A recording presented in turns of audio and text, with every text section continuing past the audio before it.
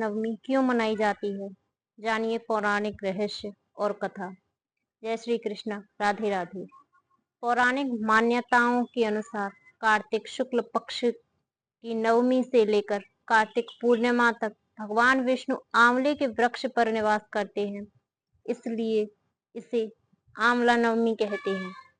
ऐसी मान्यता है कि इस दिन की गई पूजा अर्चना और दान का अक्षय फल मिलता है, इसलिए इसे अक्षय नवमी भी कहा जाता है। आंवला नवमी के दिन ही भगवान श्री कृष्ण ने कंस के आमंत्रण पर वृंदावन छोड़कर मथुरा की ओर प्रस्थान किया था। भारतीय शास्त्रों में आंवले को देवीय फल माना जाता है। पद्म और स्कंद पुराण में वर्णन है कि आंवला ब्रह्मा जी के आंसुओं से उत्पन्न हुआ। वहीं एक अन्य कथा कहती है कि समुद्र मंथन के समय निकले अमृत कलश से पृथ्वी पर अमृत की बूंदें गिरने से आंवले अस्तित्व में आया। एक बार देवी लक्ष्मी पृथ्वी पर भ्रमण कर रही थीं। उनकी इच्छा हुई कि भगवान विष्णु और शिव की एक साथ पूजा की जाए। उन्होंने विचार किया कि विष्णु को तुलसी अत्यधिक प्रिय है और शिव जी को बेलपत्र। इन दोनों के गुण एक साथ आंवले में है। देवी लक्ष्मी ने आंवले के वृक्ष को विष्णु जी और शिव जी का प्रतीक मानकर उसकी पूजा की। उनकी पूजा से प्रसन्न होकर विष्णु जी और शिव जी प्रकट हुए। माता लक्ष्मी ने आंवले के पेड़ के नीचे उन्हें भोजन कराया। उसके बाद स्वयं भोजन को प्रसाद रूप में ग्रहण किया। तत्पश्चात देवी लक्ष्मी ने भगवान विष्णु से पूछा, हे प्रभु, आप तो अनादि हैं, अनंत हैं, किंतु फिर भी आप पृथ्वी पर इतने सारे व्रत और पर्व क्यों स्थापित करते हैं? तब भगवान श्री हरि ने मुस्कुराते हुए बोले, हे देवी, यह सब मनुष्यों के कल्याण हेतु है। जब जब मनुष्य मेरे प्रिय वृक्षों, नदियों और पर्वों का पूजन करता है, तब वह मुझसे सीधा संबंध जोड़ता है। ऐसा ही एक व्रत है आंवला नवमी का व्रत, जो मेरे स्वयं के स्वरूप की उपासना का प्रतीक है। भगवान बोले, आंवला मेरा प्रिय वृक्ष है, क्योंकि इसमें त्रिदेवों का वास है। ब्रह्म इसकी जड़ में, विष्णु इसके तने में और महादेव इसके शीर्ष में निवास करते हैं।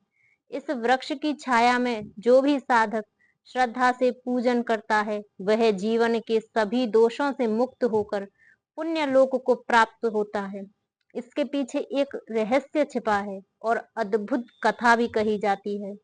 तो आंवला नवमी क्यों मनाई जाती है और इससे जुड़ी कथाओं का श्रवण भी करेंगे। आपसे निवेदन है कि आप इस वीडियो को अंत तक अवश्य सुने और श्री हरि विष्णु की कृपा के साक्षी बने। जय श्री हरि विष्णु, जय मां लक्ष्मी। आंवला नवमी, जिसे अक्षय नवमी भी कहा जाता है, कथाओं का श्रवण भी करेंगे। इस दिन कार्तिक मास के शुक्ल पक्ष की नवमी तिथि होती है और यह तिथि भगवान विष्णु की विशेष पूजा के लिए अत्यंत शुभ मानी जाती है। कहा गया है कि दिवाली के 8 दिन बाद जो व्यक्ति आंवले के वृक्ष की पूजा करता है, उसे अक्षय पुण्य की प्राप्ति होती है और कभी भी नष्ट नहीं होती। यही कारण है कि इसे अक्षय नवमी भी कहा जाता है। वैदिक पंचांग के अनुसार 30 अक्टूबर को सुबह 10:06 पर कार्तिक माह के शुक्ल पक्ष की नवमी तिथि शुरू होकर 31 अक्टूबर की सुबह 10:03 तक समाप्त होगी। इसके बाद कार्तिक माह के शुक्ल पक्ष की दशमी तिथि शुरू होगी। जो भी भक्त इस अवधि में पूजा करते हैं, उन्हें अखंड सौभाग्य, आरोग्य और श्री हरि की कृपा प्राप्त होती है। इस दिन महिलाएं विशेष रूप से आंवले के वृक्ष के नीचे बैठकर संतान, सुख, आरोग्य, धन, समृद्धि और पारिवारिक शांति के लिए पूजा करती हैं। कहा गया है, जहाँ आंवले का वृक्ष होता है, वहाँ भगवान श्री हरि विष्णु जी का वास होता है। कार्तिक मास में श्री हरि का निवास आंवले के वृक्ष में होता है, जो कार्तिक पूर्णिमा तक बना रहता है। इसलिए इस पूरे मास में आंवला वृक्ष की पूजा की महापुण्यकारी कहा गया है। कहा जाता है कि दिवाली के बाद जब समस्त दिशाएं दीपों से प्रकाशित होती हैं, तो पृथ्वी पर देवताओं का जागरण आरंभ होता है। देवउठनी एकादशी से 2 दिन पूर्व अर्थात आंवला नवमी पर भगवान विष्णु की उपासना और प्रकृति सेवा का संगम होता है। दिवाली के बाद यह दिन इसलिए भी महत्वपूर्ण है क्योंकि दीपावली का उद्देश्य अंधकार को दूर करना होता है और आंवला नवमी का उद्देश्य उस प्रकाश को स्थायी बनाना है जो केवल दीपों में नहीं बल्कि हृदयों में जलता रहे। धार्मिक ग्रंथों में कहा गया है कि आंवले के वृक्ष केवल एक पेड़ नहीं बल्कि अमृत कलश है। इस दिन वृक्ष की शाखाओं से अमृत तुल्य ऊर्जा बूंदों से झरने का प्रतीकात्मक वर्णन मिलता है। प्राचीन मान्यता है कि इस दिन आंवले के वृक्ष से अमृत की बूंदें टपकती हैं, इसलिए इसके नीचे बैठकर भोजन करना, दान पुण्य करना अथवा परिवार सहित भक्ति भाव से गीत गाना, यह सब आरोग्य, सुख, शांति और संतान वृद्धि देने वाला माना गया है। यही कारण है कि इस दिन वृक्ष के नीचे भोजन करने की परंपरा आज भी जीवंत है। आंवला नवमी के पीछे कई पौराणिक रहस्य छिपे हैं। आइए जानते हुए उन रहस्यों के बारे में। कहा जाता है कि इसी दिन द्वापर युग का प्रारंभ हुआ है। कुछ पौराणिक कथाओं के अनुसार भगवान विष्णु ने इस दिन कुष्मांड नामक राक्षस का वध किया था, इसलिए इसे कुष्मांड नवमी भी कहते हैं। कुष्मांड का अर्थ होता है कद्दू, अतः इस दिन कद्दू का दान भी अत्यंत शुभ माना जाता है। इस व्रत में आंवले का फल प्रसाद के रूप में महत्वपूर्ण भूमिका निभाता है। लोग व्रत रखते हैं, भगवान विष्णु जी का पूजा करते हैं, दान करते हैं, जिससे उनके सभी संकट दूर हो जाते हैं। इस दिन मथुरा, वृंदावन और अयोध्या जी की परिक्रमा का विशेष महत्व बताया गया है। कहा गया है कि जो भक्त कार्तिक शुक्ल नवमी के दिन वृंदावन या गोवर्धन की परिक्रमा करता है वह सीधे वैष्णव लोक में स्थान पाता है, क्योंकि भगवान श्री कृष्ण ने कंस वध से पूर्व 3 वनों की परिक्रमा इसी दिन की थी। यह दिन भगवान श्री कृष्ण के लिए तपस्या था और भक्तों के लिए आराध्य है। आंवला वृक्ष की वैज्ञानिक महत्ता भी बड़ी अद्भुत है। आंवले में विटामिन सी का सर्वोच्च स्तर होता है जो शरीर को रोगों से रक्षा देता है। आंवला वृक्ष के नीचे बैठकर भोजन करने से प्रकृति की शीतलता और उस वृक्ष की ऊर्जा मानव तन मन में प्रवाहित होती है। यह परंपरा केवल आध्यात्मिक नहीं बल्कि स्वास्थ्य वर्धक भी है। इस दिन भक्त प्रातःकाल स्नान करते हैं, श्वेत वस्त्र धारण करते हैं, आंवले के वृक्ष के नीचे दीपक जलाकर भगवान विष्णु का स्मरण करते हैं। वे कहते हैं कि आंवले के रूप में स्थित श्री हरि मुझ पर अपनी कृपा बनाए रखो। पूजा के बाद आंवले का फल प्रसाद रूप में ग्रहण किया जाता है। ब्राह्मणों को आमंत्रित करके उनके लिए आंवले के नीचे भोजन बनाकर दान करना सबसे उत्तम कर्म माना गया है। कहते हैं कि देवताओं ने भी इस दिन प्रकृति की आराधना की थी। जब समुद्र मंथन के समय अमृत निकला तो देवताओं ने आंवला वृक्ष को अमृत का प्रतीक माना और उसकी जड़ों में अमृत की बूंदें डाल दी। इसलिए कहा जाता है आंवले के वृक्ष में अमृत का वास्तविक वास है। जो भी भक्त इस दिन इसके नीचे बैठकर भोजन करता है वह शारीरिक और आध्यात्मिक रूप से अमृत का रस प्राप्त करता है। इसी कारण से लोग कहते हैं दिवाली से प्राप्त प्रकाश अस्थायी है पर आंवला नवमी से प्राप्त पुण्य अक्षय है। दिवाली के दीपक बुझ जाते हैं परंतु आंवले के हरियाली साल भर प्रकृति में प्राण भरती रहती है। प्रिय भक्तों, कार्तिक मास के शुक्ल पक्ष की नवमी तिथि को आंवला नवमी या आंवला पूजन कहा जाता है। पंचांग और विद्वानों के अनुसार इस वर्ष आंवला अक्षय नवमी का सर्वश्रेष्ठ पूजा का शुभ मुहूर्त सुबह लगभग 6:32 से लेकर सुबह 10:03 तक है। इस दौरान वृद्धि योग, रवि योग जैसे शुभ योग भी बन रहे हैं, जिससे पूजा का महत्व और भी बढ़ जाता है। इस अवधि में स्नान करके आंवले के वृक्ष के पास बैठकर विधिवत पूजा और दान पुण्य करने का विशेष फल प्राप्त होगा। कार्तिक मास स्वयं भगवान विष्णु का प्रिय माह है और इस दिन आंवले के वृक्ष की पूजा करने से भगवान विष्णु और माता लक्ष्मी की कृपा प्राप्त होती है। कहते हैं कि इस दिन जो भी भक्त आंवले के पेड़ के नीचे बैठकर पूजा करता है या भोजन करता है उसके समस्त पाप नष्ट हो जाते हैं और वह विष्णु लोक का अधिकारी बन जाता है। एक बार देवी लक्ष्मी ने भगवान विष्णु से विनम्रता पूर्वक पूछा हे प्रभु, ऐसा कौन सा व्रत है जिससे स्त्रियों को अखंड सौभाग्य और परिवार को सुख समृद्धि की प्राप्ति होती है। देवी लक्ष्मी की बात सुनकर भगवान विष्णु मुस्कुराए और बोले, हे देवी, कार्तिक मास शुक्ल पक्ष की नवमी तिथि को आंवला नवमी कहा जाता है। इस दिन आंवले के वृक्ष की पूजा करने से सहस्त्र गोदान, गंगा स्नान, यज्ञ का फल प्राप्त होता है। इस व्रत से समस्त पाप नष्ट होते हैं, सौभाग्य स्थायी रहता है और घर में देवी लक्ष्मी का वास होता है। भगवान विष्णु ने आगे कहा, हे देवी, आंवला वृक्ष में ब्रह्मा, विष्णु और महेश तीनों का निवास है। इसकी पूजा करने वाला भक्त त्रिलोक के देवताओं का पूजन करता है। यह सुनकर माता लक्ष्मी प्रसन्न हुई और बोली, हे प्रभु, यह व्रत तो सचमुच कल्याणकारी है। आंवला नवमी के दिन भगवान विष्णु और माता लक्ष्मी की पूजा का यह शुभ पर्व मनाया जाने लगा। इसके बाद एक अद्भुत कथा भी कही जाती है। प्राचीन समय में एक नगर था जिसका नाम था कांतपुर। वहां एक अत्यंत दयालु और धर्मपरायण राजा राज्य करता था जिसका नाम विक्रमसेन था। उसकी रानी मालवती अत्यंत सुशील, धर्मनिष्ठ थी। दोनों हर एकादशी, पूर्णिमा, अमावस्या का व्रत करते थे। किंतु एक वर्ष ऐसा हुआ कि कार्तिक मास के दौरान रानी गंभीर रूप से बीमार हो गई। वैद्यों ने बहुत उपचार किए परंतु कोई लाभ नहीं हुआ। राजा अत्यंत दुखी हुए और उन्होंने भगवान विष्णु से प्रार्थना करते हुए बोले, हे नारायण, यदि मेरे जीवन का कोई भी पुण्य शेष है तो मेरी रानी का दुख दूर कर दीजिए।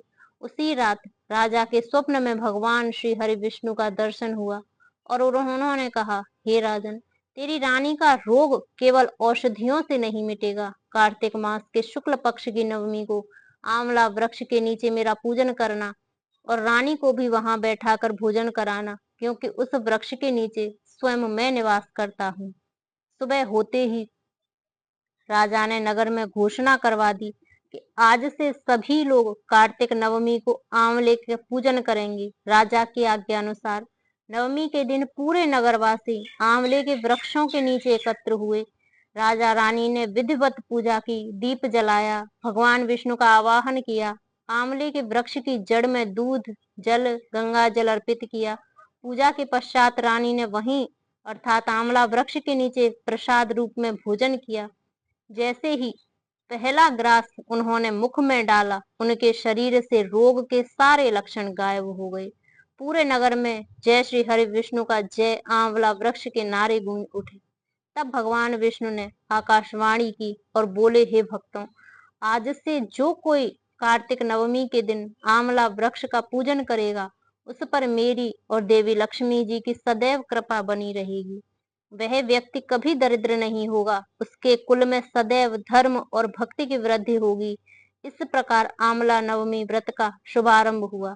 इसी कारण इस दिन आंवले के वृक्ष के नीचे पूजा करने, कथा सुनने, भोजन करने की परंपरा प्रचलित हुई। अब जानते हैं इस व्रत की पूजन विधि और इसके अद्भुत फल की कथा। कार्तिक मास के शुक्ल पक्ष की नवमी तिथि को प्रातः स्नान कर स्वच्छ वस्त्र धारण करना चाहिए। एक पात्र में गंगा जल लेकर आंवला के वृक्ष की जड़ में अर्पित करें। फिर भगवान विष्णु का स्मरण करते हुए कहें, ओम नमो भगवते वासुदेवाय नमः। आंवला वृक्ष पर रोली, चावल, पुष्प, दूध, जल, दीप, धूप अर्पित करें। वृक्ष के चारों ओर 3 बार परिक्रमा करें। इसके पश्चात वहां बैठकर विष्णु सहस्त्र नाम का पाठ या विष्णु सहस्त्र नाम का स्मरण करना अति फलदायी माना गया है। इस दिन ब्राह्मणों, कन्याओं, गरीबों को भोजन कराना भी अनिवार्य माना गया है। जो भी व्यक्ति स्वयं आंवला वृक्ष के नीचे बैठकर भोजन करता है वह अनंत जन्मों का पुण्य प्राप्त करता है। कहा गया है, आंवले के नीचे भोजन करना तिरुपति के दर्शन करने के समान फलदायी है। एक अन्य पौराणिक कथा के अनुसार सतयुग में एक ब्राह्मण पत्नी थी जिसका नाम सहासिनी था। वह अत्यंत धार्मिक, पतिव्रता और भगवान श्री हरि विष्णु की परम भक्त थी। हर वर्ष कार्तिक मास में अपने पति के साथ आंवला वृक्ष की पूजा करती थी। किंतु एक बार उसके पति तीर्थ यात्रा पर चले गए और वह अकेली रह गई। उसने सोचा, क्या बिना पति के यह व्रत करूं या नहीं। तभी एक दिव्य आवाज आई, हे देवी, श्रद्धा से जो कार्य किया जाए उसमें भगवान स्वयं सहयोग देते हैं। सुहासिनी ने पूरी श्रद्धा से आंवला नवमी का व्रत किया। उसने वृक्ष की जड़ में दीप जलाया, फूल चढ़ाए, भगवान विष्णु का नाम जपते हुए वहीं पर भोजन किया। उसी समय भगवान विष्णु स्वयं प्रकट हुए और बोले, हे देवी, तेरा यह व्रत मुझे अत्यंत प्रिय हुआ।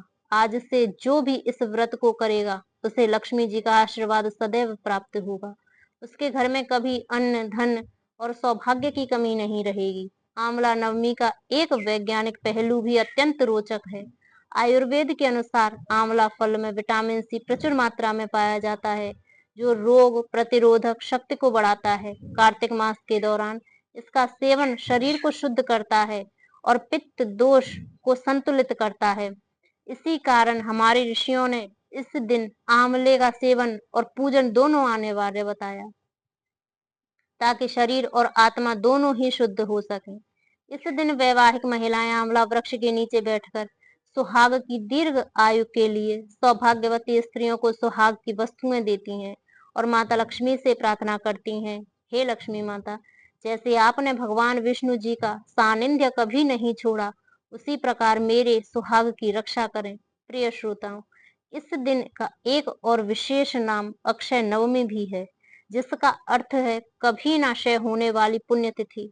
इस दिन जो कोई दान, जप या पूजन करता है उसका फल अनंत गुना होकर उसे प्राप्त होता है। कहा गया है, आंवला वृक्ष के नीचे जो करें नवमी पूजा, प्राण नरक द्वार ना पावे, विष्णु लोक में होए स्थान। अतः जब सूर्य अस्त होता है और कार्तिक की ठंडी हवा में आंवले की पत्तियां हिलती हैं, तो ऐसा लगता है जैसे भगवान विष्णु स्वयं मुस्कुराते हुए आशीर्वाद दे रहे हों।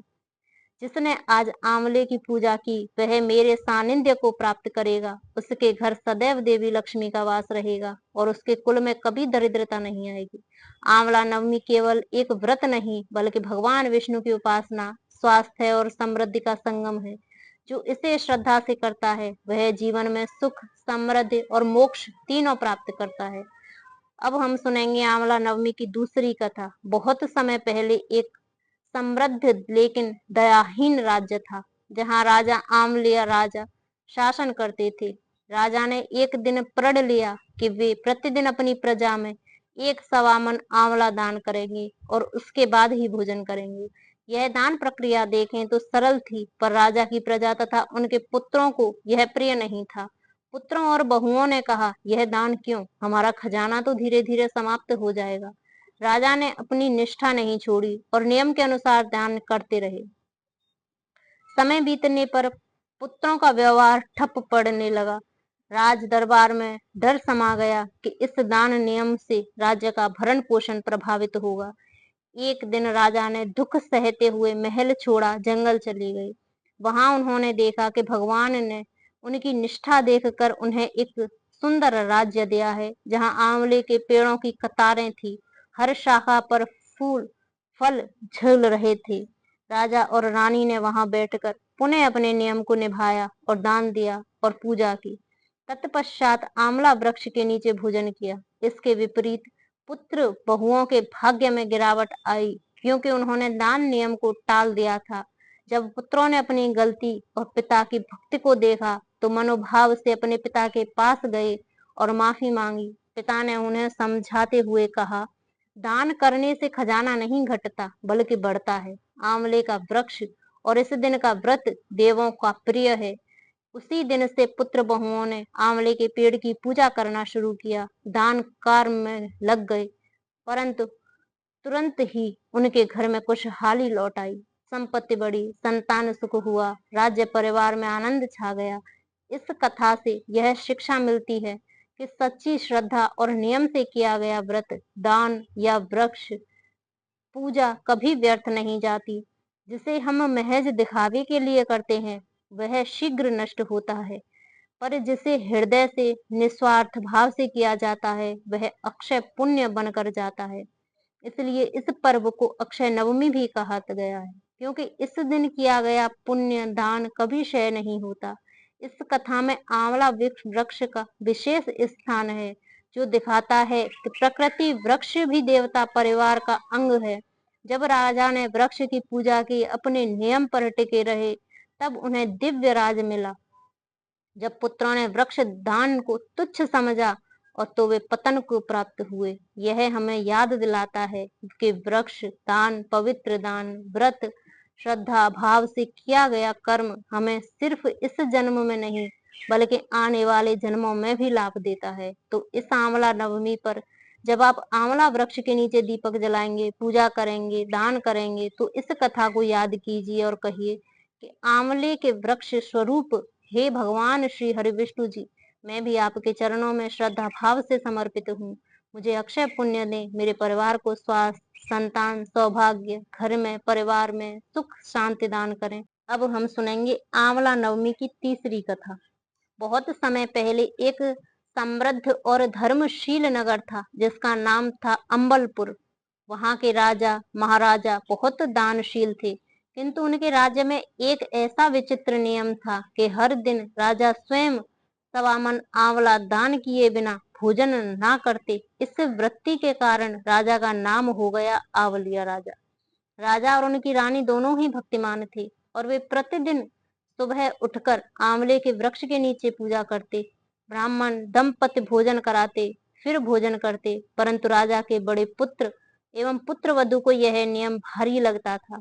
उन्होंने कहा, पिताजी, यदि आप प्रतिदिन इतने बड़े दान करेंगे तो हमारा खजाना एक दिन समाप्त हो जाएगा। इस वृत्ति को शीघ्र बदलना चाहिए। यह बात सुनकर राजा चिंतित हुए। उन्होंने स्वयं सोचा, यदि मैंने यह दान बंद किया तो धर्म का संतुलन बिगड़ जाएगा। अतः उन्होंने अपने राज्य तथा सिंहासन को त्याग कर रानी सहित एक सुनसान जंगल में चले जाने का निर्णय लिया। वहां पहुंचकर उन्होंने पाया कि दान ना होने के कारण उनका राज्य, साथ साथ उनकी भक्ति भी क्षीण हो गई। 7 दिन तक राजा रानी ने भूखे प्यासे दिन बिताए। इसी दौरान उन्हें एक दिव्य स्वप्न आया। भगवान विष्णु ने दर्शन दिए और कहा, हे राजा, तूने धर्म का पालन किया है, इसलिए मैं तुझे दान का फल दूंगा, संदेह ना कर। सुबह जब राजा रानी उठे तो उन्होंने देखा कि जंगल के बीच में स्वर्ण का आंवला वृक्ष खिला हुआ है। चारों ओर सोने चांदी के फलों की वर्षा हो रही है। वृक्ष के नीचे पहले जैसा महल, बाग, बगीचे और प्रजा से समृद्ध स्थिति में बनाए। भगवान ने स्वरूप बदलकर कहा, हे राजा, जैसे तूने ब्राह्मणों को दान किया वैसा आज तू इस आंवला मूल्यों को ब्राह्मणों को दान कर। यही राह है धर्म की। राजा रानी ने तत्काल विधिवत पूजा की, आंवले के फल ब्राह्मणों को दिए, भोजन कराया, प्रसन्न मन से भोजन ग्रहण किया। उस दिन से राजा रानी के राज्य में समृद्धि सौभाग्य स्थिर हो गया और लोगों ने धर्म और भक्ति का प्रचार फैल गया। वहीं राजा के पुत्र और पुत्र वधु, जिन्होंने पहले इस नियम को हल्के में लिया था, अब नियति के अनुरूप भाग्यवश हार गए। उनका राज्य छीन लिया गया। वे दीन दुखी हो गए। जब वे पिता के राजकाज की ओर शरण लेने आए तो राजा रानी ने उन्हें बिना नाम पता पहचान काम दिया और धीरे धीरे बेटे बहू को अपनी गलती का बोध हुआ। एक दिन बहू ने अपनी सास की पीठ पर वही मस्सा देखा जो पहले राजा की पीठ पर था और वह अतत पहचान हो गई। राजा ने उन्हें समझाया, दान से धन नहीं घटता बल्कि बढ़ता है। आंवले का दान, आंवले के वृक्ष की पूजा श्रद्धा का फल अक्षय है। उनके पश्चात पुत्र वधु ने मन से आंवला वृक्ष की पूजा, दान, व्रत विधि अपनाई। इससे उनके जीवन में खुशहाली पुनः आई। यहीं से यह व्रत कथा लोक में प्रचलित हुई कि जो व्यक्ति कार्तिक शुक्ल नवमी के दिन आंवले के वृक्ष की पूजा करता है, दान तथा भोजन करता है, वह अक्षय पुण्य प्राप्त करता है। इस कथा से हमें स्पष्ट शिक्षा मिलती है कि श्रद्धा, भक्ति, व्रत, सेवा, दान यही जीवन का सार है। दिखावा, आलस्य तथा संकोच का नाश करते हैं। उसी वृत्ति से आज यह पर्व आंवला नवमी, अक्षय नवमी के रूप में मनाया जाता है, ताकि हम यह याद रखें कि जो कर्म निष्ठा से किया गया है वह कभी क्षय नहीं होता। एक बार प्रेम से बोलिए, जय श्री हरि विष्णु, जय माता लक्ष्मी।